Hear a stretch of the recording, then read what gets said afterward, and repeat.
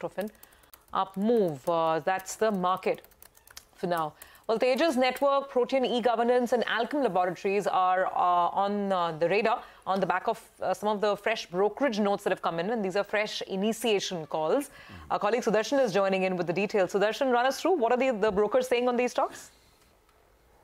Yes, I have three companies on which coverage is initiated today. First one is MK on Tejas Network. It initiates coverage with buy rating. Target is rupees 1,050 per share. It expects company to execute orders worth at least 29,200 crore over FY24-28. Also, it expects company to generate revenue and EBITDA above 30,000 and 6,000 crore respectively. MK sees revenue peaking in FY25 and settling at 5x FY24 levels.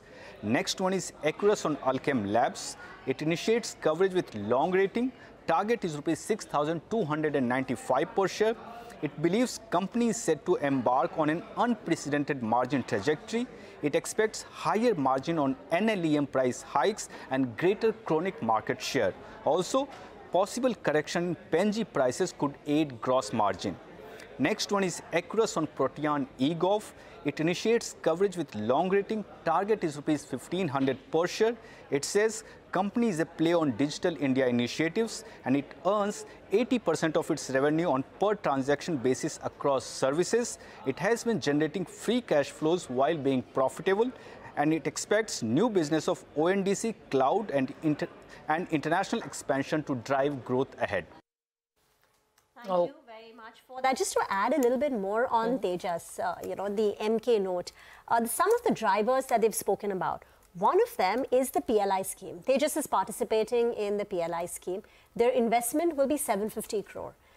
But according to MK, what they can make, their investment is 750 crore. What they can actually make is close to about 2,900 crore peak incentives. But realistically, at least double. So 1,600 crore is what MK is anticipating. So that's point number one.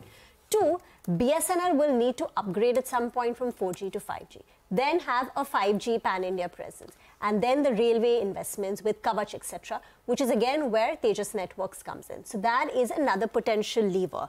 Thirdly, this entire move away from Chinese players like Huawei and ZTE. Now, US itself has a program called RIP and Replace program, and they've budgeted $5 billion for moving away from Chinese players.